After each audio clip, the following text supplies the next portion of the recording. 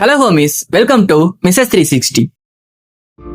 ஒரு பக்கம் இந்திய பெருங்கடலும் இன்னொரு பக்கம் வங்காள விரிகுடாவும் நடுவுல சில கிலோமீட்டர் நீளமும் சில மீட்டர் அகலமும் கொண்ட ஒரு அழகான நகரம் இருக்கு. இந்த நகரத்துல கிட்டத்தட்ட 2000க்கும் மேற்பட்ட மக்கள் நிரந்தரமா வசிச்சிட்டு இருக்காங்க. அவங்களோட சேர்ந்து இங்க இருக்கிற கோயில்களை விசிட் பண்ண வரவங்களும் இந்த நகரத்தோட அழக டூரிஸ்டா பார்க்க வரவங்களும் சில நாள் தங்கி இருந்துட்டும் போறாங்க. இங்க வசிக்கிற மக்களுடைய பெரும்பாலான பினான்சியல் நீட்ஸ பூர்த்தி செய்யற விஷயமா என்ன இருக்குன்னா அந்த கடலும் அந்த கடல்ல இருக்கிற மீன்களும் தான். ஃபிஷிங் தான் இவங்களுடைய மிகப்பெரிய பினான்சியல் நீட்ஸ பூர்த்தி செஞ்சிட்டு இருக்கு அன்றாட வாழ்க்கையில. இப்படிப்பட்ட ஒரு அழகான நகரத்தை சுத்தி பாக்குறதுக்கு அந்த டைம்ல தமிழ் சினிமால ஃபேமஸா இருந்த ஜெமினி கணேசனும் சாவித்ரியும் கப்புள்ஸா வராங்க. இவங்களுடைய ரசிகர்கள் பல பேர் இவங்க ரெண்டு பேரையுமே பார்க்க முடியாத சூழல் ஏற்படுது. அதனால இவங்க அந்த நகரத்தை சுத்தி பார்த்துட்டு கிளம்புனதுமே இந்த ஊர்ல இருந்து 1000க்கும் மேற்பட்ட மக்கள் அவங்கள பாக்குறதுக்காக இந்த நகரத்தை விட்டு வெளியேறி போறாங்க. இது நடக்கிறது டிசம்பர் 22, 1964. இந்த ஊர்ல இருக்கக்கூடிய மக்கள்ல ஒருத்தரான பழனி அப்படின்னு சொல்லப்படுற இந்த மனுஷன் அவருடைய தம்பியவும் இந்த கூட்டத்தோடைய அந்த நடிகரையும் நடிகையும் பாக்குறதுக்கு அனுப்பி விடுறாரு. சில மணி நேரங்கள் கழிச்சும் அவருடைய தம்பி வரல அப்படின்னு வருத்தப்படுறாரு, தேட ஆரம்பிக்கிறாரு. இந்த ரெண்டு நடிகர்களை பார்க்க போனா அவங்க வர லேட் ஆகுறதுனால கவலைப்பட ஆரம்பிக்கிறாரு. சில மணி நேரங்கள் தாண்டவும் பழனி கடவுள்கிட்ட வேண்டிக்கிற விஷயம் என்னன்னு தெரியுமா? எப்படியாவது என்னோட தம்பி இந்த ஊருக்கு கூட்டு வந்து சேர்த்துறாத கடவுளே அப்படின்ட்டு. இந்த ஊரை விட்டு அந்த ரெண்டு நடிகர்களை பார்க்க போன அந்த 1000 பேரும் ஊருக்கு திரும்பி வராங்க. அவங்க பிறந்து வாழ்ந்த ஊரான தனுஷ்கோடிங்கிற ஒரு இடம் அங்க இருந்ததுக்கான தடயமே இல்லாம மொத்த நகரமும் அழிஞ்சு போகுது. எங்க பார்த்தாலும் கடல் தண்ணி நிறைஞ்சிருக்கு. ஊருக்குள்ள போய் மக்களுக்கு என்னாச்சுன்னு தேடும் போது கொத்து கொத்தா உயிரிழந்த சடலங்களை அவங்களால பார்க்க முடிஞ்சிருக்கு. அது மட்டும் இல்லாம அவங்க நின்றுட்டு இருந்த இடத்த சுத்தி பார்த்தா கடலுக்குள்ள ஒரு முழு ட்ரெயினுமே கடல் தண்ணியோட அடிச்சுட்டு போகப்பட்டிருக்கு. அந்த ட்ரெயினுக்குள்ள இருந்த ஒருத்தர் கூட அந்த நாள்ல உயிர் பொழைக்கவே இல்லை. நம்ம எல்லாருக்கும் தனுஷ்கோடின்னு சொன்னோம் அப்படின்னா என்ன ஞாபகம் வரும்? இது ஒரு அழிஞ்சு போன நகரம், பேய் நகரம், மக்கள் வாழ்றதுக்கு தகுதி இல்லாத இடம்னு கவர்மெண்ட் அனௌன்ஸ் பண்ண இடம். இதெல்லாம் தான் இதுவரை நமக்கு போர்ட்ரேட் பண்ணப்பட்டிருக்கிற விஷயங்கள். ஆனா தனுஷ்கோடியோட இன்னொரு பக்கம் என்னவா இருந்தது? அந்த இரவுக்கு முன்னாடி அந்த தனுஷ்கோடி தமிழ்நாட்டுக்கும் இந்தியாவுக்கும் எவ்வளவு முக்கியமா இருந்தது. திடீர்னு ஒரு நாள்ல இப்படி ஒரு நகரம் கோஸ்ட் நகரம்னு சொல்ற அளவுக்கு மோசமான நிலைமைய எப்படி சந்திச்சாங்க? யாருமே இதை குறிச்சு அந்த காலத்துல அவங்களுக்கு அறிவிப்பு கொடுக்கவே இல்லையா? இது கவர்மெண்டோட மிஸ்டேக்கா இல்ல கவர்மெண்ட்டை தாண்டியும் இயற்கையோட ருத்ர தாண்டவமா?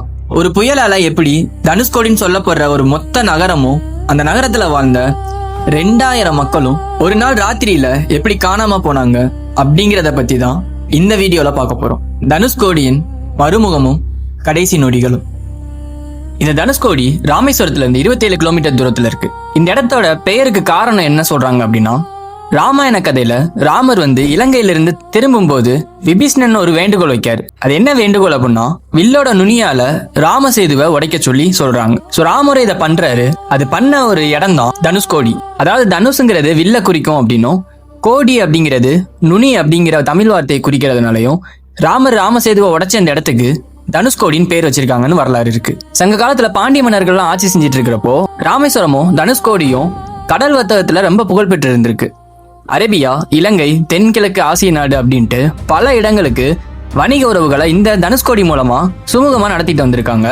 பண்டைய தமிழர்கள்லாம் இங்கிருந்து முத்து, சங்கு, கருவாடு, உப்பு இது மாதிரியான பொருட்களை இங்க நம்ம தமிழ்நாட்டில இருந்து தனுஷ்கோடி மூலமா ஏற்றுமதி செஞ்சிருக்காங்க. பிரிட்டிஷ் ஆட்சி காலத்துல, அதாவது 1800 இந்தியாங்கிற மிகப்பெரிய நாட்டையும் ஸ்ரீலங்காவையும் கனெக்ட் பண்ணக்கூடிய ஒரு முக்கியமான இடமா இது இருந்ததுனால இந்த இடத்துல railway station, harbour, post office, hospital இப்படி பல வசதிகளை பிரிட்டிஷ் அரசாங்கம் செஞ்சு கொடுத்திருக்காங்க. அது மட்டும் இல்ல, இங்க இருக்கக்கூடிய பாம்பன் பாலத்தை நம்ம எல்லாருக்குமே தெரியும். இது 1914 திறந்திருக்காங்க. சென்னை, மதுரை மாதிரியான ஊர்ல இருந்து ஸ்ரீலங்கா போகணும்னு நினைக்கிறவங்க அங்க இருந்து ட்ரெயின்ல தனுஷ்கோடியில இருந்து கப்பல் மூலமா ஸ்ரீலங்காவோட தலைமன்னாரை ரீச் பண்ணிருக்காங்க. நம்ம தனுஷ்கோடியில இருந்து ஸ்ரீலங்காவோட தலைமன்னார் மொத்தமே 30 கிலோமீட்டர் தான் இருக்குன்னு சொல்றாங்க. ஒரு கிளியரான ஸ்கை இருக்கிற நேரத்துல நீங்க இங்க இருந்து பார்த்தாலே ஸ்ரீலங்காவோட பார்டர்ஸ் உங்களால பார்க்க முடியும். இதுக்கு இவங்க பயன்படுத்துற அந்த ரயில் வசதியோட பேர் என்ன சொல்றாங்கன்னா போட் மெயில் அப்படின்னு சொல்றாங்க. இது அந்த காலத்துல இந்தியாவோட புகழ்பெற்ற சர்வதேச பயணமா பார்க்கப்பட்டிருக்கு.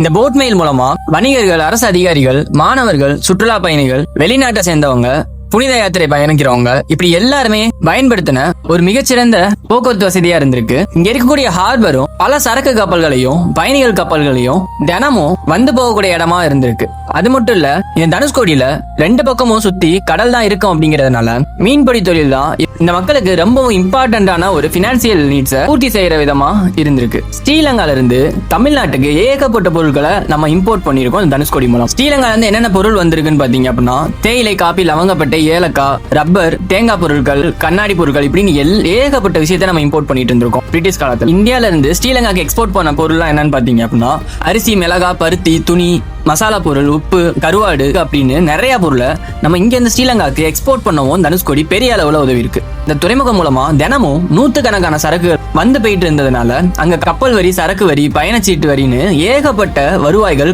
கவர்மெண்ட்டுக்கு வந்துட்டே இருந்திருக்கு. இங்க இருந்த மக்களுமே ஆல்ரெடி சொன்ன மாதிரி மீன்பிடி தொழில் பண்ணிருக்காங்க. ஆனா அது மட்டுமே அவங்க தொழிலா இல்ல. இங்க ரயில்வே ஸ்டேஷன், ஹார்பர்னு ஏகப்பட்ட வசதி இருந்ததுனால அந்தந்த துறைகள்ல ஏகப்பட்ட மக்கள் வேலை பார்க்கவும் முடிஞ்சிருக்கு.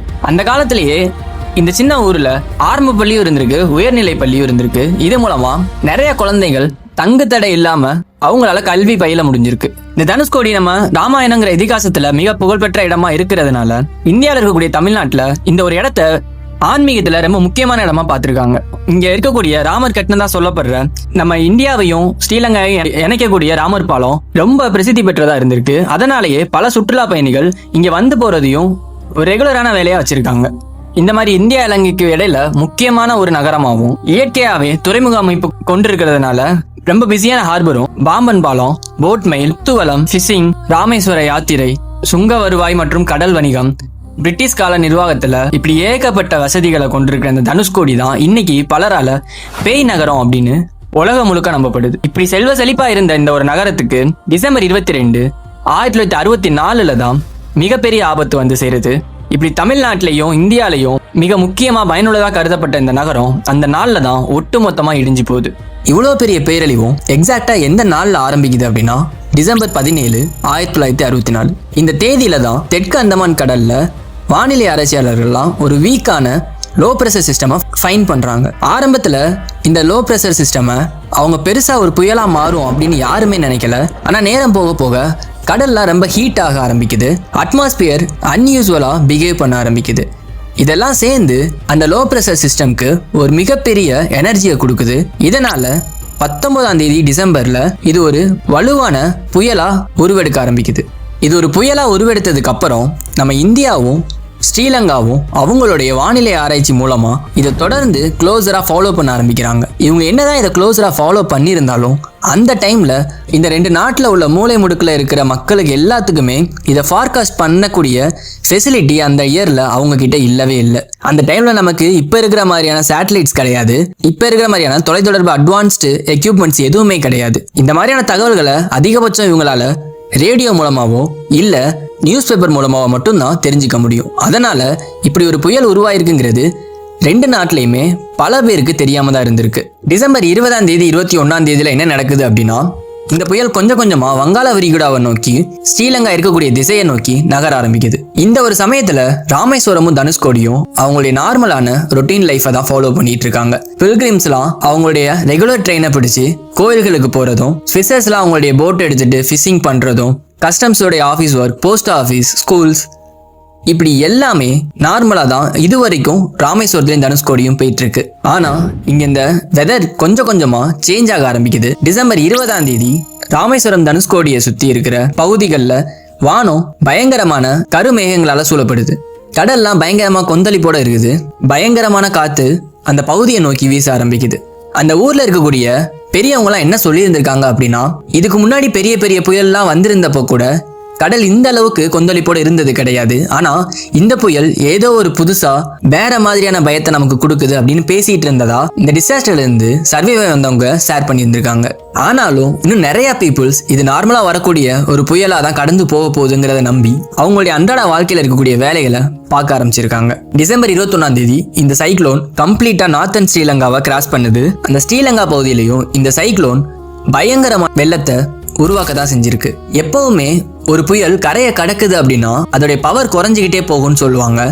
ஆனா இந்த சைக்ளோன் வழக்கத்துக்கு மாறா ஸ்ரீலங்காவுடைய கரையை கடக்கும் போதுதான் இன்னும் அதிகமா வலுப்பெற ஆரம்பிக்குது. நம்ம இடத்தோட ஈக்குவேட்டருக்கு பக்கத்துல இவ்வளவு பெரிய சைக்ளோன் உருவாகிறத அந்த டைம்ல வானிலை ஆராய்ச்சியாளர்கள்லாம் ரொம்ப வியர்டா நோட்டீஸ் பண்ணிட்டு இருக்காங்க. டிசம்பர் 22 காலையில நம்ம தனுஷ்கோடியில் இருக்கக்கூடிய மக்கள் என்ன நினைக்காங்கன்னா, ஸ்ரீலங்கா புயல் எப்படியும் கரையை கடந்திருக்கும், இன்னையில இருந்து இங்க அடிக்கக்கூடிய காத்தோட வேகமும் கடலோட கொந்தளிப்பும் கொஞ்சம் கொஞ்சமா குறைய ஆரம்பிக்கும்னு பேசிக்க ஆரம்பிக்கிறாங்க. அந்த நாளோட மதிய வேலையும் வருது. அப்பதான் அந்த சைக்ளோன் நம்ம தனுஷ்கோடியை அப்ரோச் பண்ணவே ஆரம்பிக்குது. காத்தோட வேகம் இன்னும் அதிகமாகுது. கடல் கொந்தளிப்பு இப்ப இருந்ததை விட, இதுக்கு முன்னாடி இருந்ததை விட ரொம்பவும் பயங்கரமா மாற ஆரம்பிக்குது. மீனவர்கள்லாம் அவங்களுடைய போட்டை நங்கூரம் போட்டு எப்படியாச்சு கடலை இழுத்துட்டு போகாம பார்த்துக்கணுங்கிற வேலையில இறங்க ஆரம்பிக்கிறாங்க. இன்னும் சில மக்கள் அவங்களுடைய வீடுகள்லாம் இந்த காத்துல பிச்சு எடுத்துட்டு போகாத அளவுக்கு வீடை பாதுகாக்கிறதுக்கும் வீட்டோட வீடாவே இருந்துக்கிறாங்க. இங்க அடிக்கக்கூடிய காத்தோட வேகத்துல அங்க நேரா நிக்கக்கூடிய பனைமரங்கள் முதற்கொண்டு அந்த காத்தோட காத்தா பெண்டாச்சுன்னு சொல்றாங்க. அந்த அளவுக்கு காத்தோட வேகம் இருந்திருக்கு. லேட்டரா வானிலை ஆராய்ச்சியாளர்கள் என்ன கன்ஃபார்ம் பண்ணாங்கன்னா, 250 கிலோமீட்டருக்கு மேலையும் வேகத்துல இங்க காத்து அடிச்சிருக்க கூடும் அப்படின்னு சொல்றாங்க. இவ்வளவு காத்துல பனைமரம் தரையோட தரையா வளைஞ்சதோட இல்லாம தரையில இருக்கக்கூடிய மணல்கள்லாம் காத்துல பறந்து அங்க நிக்கிறவங்க எல்லாருடைய கண்களையுமே மறைக்குது. மழையும் ஹரிசாண்டலா பெய்ய ஆரம்பிக்குது. ஆக மொத்தம் அங்க நிக்கிற யாருக்குமே முன்னாடி என்ன விசுவல்ஸ் இருக்குங்கிற ஒரு தெளிவான பார்வையை கம்ப்ளீட்டா இது மறைச்சிருது. ஒரு வழியா சாயங்காலம் ஆகுது. பாம்பன்ல இருந்து தனுஷ்கோடிக்கு வரக்கூடிய கடைசி ட்ரெயினான ட்ரெயின் நம்பர் 653 பாம்பன்ல இருந்து தனுஷ்கோடி நோக்கி கிளம்ப ஆரம்பிக்குது. கிட்டத்தட்ட நைட் ஒரு 11 மணி இருக்கும். இந்த சைக்ளோன் அதோட உச்சகட்ட பவரை தனுஷ்கோடி கிட்ட வரும்போது நெருங்குது.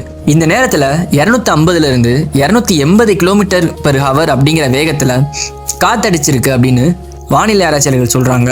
கிட்டத்தட்ட கடல் அலைகள்லாம் 25 அடி உயரம் வரைக்கும் இருந்திருக்கு. சுமாரா ஒரு 11:55 PM-க்கு ட்ரெயின் நம்பர் 653 பாம்பன்ல இருந்து தனுஷ்கோடியை நோக்கி வந்துட்டு இருந்த ட்ரெயின் இப்போ தனுஷ்கோடியை ஆல்மோஸ்ட் நெருங்கிருச்சு. இங்க இருக்கக்கூடிய அந்த வெதரை பார்த்ததுமே மக்கள் எல்லாருமே ட்ரெயினோட ஜன்னல்ல கம்ப்ளீட்டா க்ளோஸ் பண்ணிடுறாங்க. வெளியே என்ன நடக்குன்னே அவங்களுக்கு தெரியல. ஜன்னல்லாம் க்ளோஸ் பண்ணப்பட்டிருக்கு. காத்து பலமா வீசுது. அலைகள்லாம் ட்ரெயினை விட அதிகமான உயரத்துல வந்து பெய்கிட்டு இருக்கு. இப்படி ஒரு சூழ்நிலையில அவ்வளோ வேகத்துல வீசக்கூடிய காத்து மொத்தமா அந்த கம்ப்ளீட் ட்ரெயினையுமே கடலுக்குள்ள தள்ளி விடுது. நம்ம நிறைய இடங்கள்ல பேனர்ஸ்லாம் மேரேஜ் ஃபங்க்ஷன்ல வைக்கும் போது அந்த பேனர்ஸை சின்னதா ஒரு ஓட்டை போட்டு வைப்போம். இந்த பக்கம் வர காத்து அந்த பக்கம் போயிட்டு ஈஸியா வர்றதுக்காக. அப்படி ஒருவேளை அவங்க அந்த ஹோல் இல்லாம இருந்துச்சுன்னா அந்த பேனர் தரையோட தரையா கீழே விழுந்திருக்கும் அந்த காத்துல. அதே ஒரு இம்பாக்ட் தான் இந்த ட்ரெயின் மேலேயும் இந்த காத்து பண்ணவே செஞ்சிருக்கு. அந்த காத்து ஒரு பக்கமா இருந்து இன்னொரு பக்கம் போகிறதுக்கு வழியே இல்லாததுனால கம்ப்ளீட்டா ஃபுல் ட்ரெயினுமே அந்த கடலோட கடலா இழுத்துட்டு போற அளவுக்கான ஒரு பவரை அந்த ட்ரெயின் மேல அப்ளை பண்ணிருக்கு. ஒரு பக்கம் வீசக்கூடிய காத்து இன்னொரு பக்கம் போறதுக்கு வழியே இல்லாம அந்த மொத்த ட்ரெயினும் கடலுக்குள்ள விழுகிற அளவுக்கு காத்து பயங்கரமா அடிச்சிருக்கு. இது ஒரு பக்கம் நடக்கும் போது கரைகள்ல பல மக்கள் தங்களுடைய வீடுகள்ல கடல் தண்ணீர் புகுந்ததாலையும், சில பேர் கடல் அலைகளையே கடலுக்குள்ள இழுத்துட்டு போகப்பட்டோம், இடி மின்னலாலையும், இப்படி பல விதத்துல அங்க உள்ள மக்கள்லாம் இயற்கையால கொஞ்சம் கொஞ்சமா அழிக்கப்பட்டுட்டே இருந்திருக்காங்க. கடலுக்குள்ள போன ட்ரெயின் மொத்தமா மூழ்குது. அந்த ட்ரெயின்ல இருந்த யாருமே உயிரோட மீட்கப்படலைன்னு சொல்லியிருக்காங்க. இப்படி ஒரு பேரழிவை இந்த ஒரு இரவுல ஃபேஸ் பண்ண தனுஷ்கோடி டிசம்பர் 23 காலையில அந்த புயல்ல இருந்து தப்பிச்சவங்கலாம் அவங்க ஊரை சுத்தி பார்க்கும்போது அவங்க பார்க்குற இடமெல்லாம் அவங்க கூடவே வாழ்ந்த மக்களோட உயிரிழந்த சடலங்கள் கொத்து கொத்தா செதறி கிடந்திருக்கு. இதுலயும் பல பேருடைய சடலங்களை கண்டுபிடிக்க முடியாத அளவுக்கு கடல் தனக்குள்ள இழுத்து வச்சுக்கிச்சுன்னு சொல்றாங்க. லேட்டரா தமிழ்நாடு கவர்மெண்ட்டும் இந்தியன் கவர்மெண்ட்டும் தனுஷ்கோடிக்கு வராங்க. நிறைய மீட்பு படையினர் வராங்க. பக்கத்து ஊர்ல இருந்துலாம் தன்னார்வலர்கள் வந்து இந்த மக்களுக்கு ஹெல்ப் பண்ணவும் செய்யறாங்க. இதுலயும் ஒரு பெரிய விஷயம் என்ன அப்படின்னா, தமிழ்நாட்டுல தனுஷ்கோடின்னு ஒரு நகரமே அழிஞ்சது பல மக்களுக்கு 2 நாளுக்கு அப்புறமும் 3 நாளுக்கு அப்புறமும் தான் தெரியவே வந்திருக்கு. இந்த புயலால தமிழ்நாட்டுல மட்டும் இல்ல ஸ்ரீலங்காலையும் பல மக்கள் உயிரிழக்கிறாங்க. இந்தியால அப்ப PM இருக்கக்கூடிய லால் பகதூர் சாஸ்திரி நேர்ல விசிட் பண்ண வராங்க. இந்தியன் கவர்மெண்ட்டும் தமிழ்நாடு கவர்மெண்ட்டும் இந்த மக்களுக்கு, இந்த புயல்ல தப்பிச்ச மக்களுக்கு தனியா ஷெல்டர்ஸ் அமைச்சு கொடுத்து அவங்களுடைய சாப்பாடு தேவைகளுக்கும் அவங்களுடைய வாழ்வாதாரத்துக்கும் என்ன பண்ண முடியும் அப்படிங்கிற ஒரு பிளான் பண்ண ஆரம்பிக்கிறாங்க. இப்ப நம்ம தமிழ்நாடுன்னு கூப்பிடுற இந்த ஸ்டேட்டை அந்த டைம்ல மெட்ராஸ் ஸ்டேட் அப்படின்னு தான் கூப்பிட்டு இருந்திருக்காங்க. அந்த டைம்ல இருந்த மெட்ராஸ் ஸ்டேட்டோடைய சிஎம் ஆன பக்தவத்சலம் தனுஷ்கோடி இனிமேல் மக்கள் வாழ்றதுக்கு தகுதியற்ற இடமா அறிவிக்கப்படுதுன்னு ஒரு அனௌன்ஸ்மெண்ட்டை கொடுக்குறாங்க. இந்த புயலால மட்டும் ஸ்ரீலங்கா அண்ட் தமிழ்நாடு மொத்தமா சேர்த்து கிட்டத்தட்ட 2000க்கும் மேற்பட்ட மக்கள் உயிரிழந்திருக்காங்கன்னு சொல்லப்படுது. இதுல பல பேரோட உடல்கள் கடல்ல அடிச்சுட்டு போகப்பட்டதுனால இதுவரைக்கும் கண்டுபிடிக்கப்படல. இவ்வளவு உயிரிழப்புகளுக்கு அப்புறம் தான் இந்தியாவும் சரி ஸ்ரீலங்காவும் சரி அவங்களுடைய வானிலை ஆராய்ச்சி மையத்தையும் அந்த செய்திகளை பரப்பக்கூடிய டெக்னாலஜிஸையும் அதிகமா வளர்த்துக்கணும் அப்படிங்கிற ஒரு முடிவை கொண்டு வராங்க. இன்னைக்கு கோஸ்ட் நகரம்னு சொல்லப்படுற அந்த தனுஷ்கோடிக்கு பின்னாடி பல ஆயிரம் மக்களுடைய வலியும் உணர்வுகளும் சேர்ந்து இருக்குது அப்படிங்கிறத நிறைய பேர் இங்க புரிஞ்சிக்காம தான் இருக்காங்க. நீங்க தனுஷ்கோடியை பத்தி இப்பதான் முதல் தடவை கேள்விப்படுறீங்க அப்படின்னா இந்த வீடியோவை உங்களை மாதிரி தனுஷ்கோடி பத்தி தெரியாதவங்களுக்கு தனுஷ்கோடிங்கிற ஒரு நகரம் பேய் நகரம் கிடையாது அப்படின்னும் அது எப்படிப்பட்ட நகரமா இருந்து எப்படி ஒரு அழிவை சந்திச்சது அப்படின்னும் அவங்களுக்கு தெரியப்படுத்தணும்னு நினைச்சீங்க அப்படின்னா இந்த வீடியோவை அவங்களுக்கும் ஃபார்வர்ட் பண்ணுங்க. இந்த வீடியோ பிடிச்சிருந்தா லைக் பண்ணிட்டு நம்ம சேனலை சப்ஸ்கிரைப் பண்ணி வச்சுக்கோங்க. நான் வேற ஒரு வீடியோல உங்களை மீட் பண்றேன்.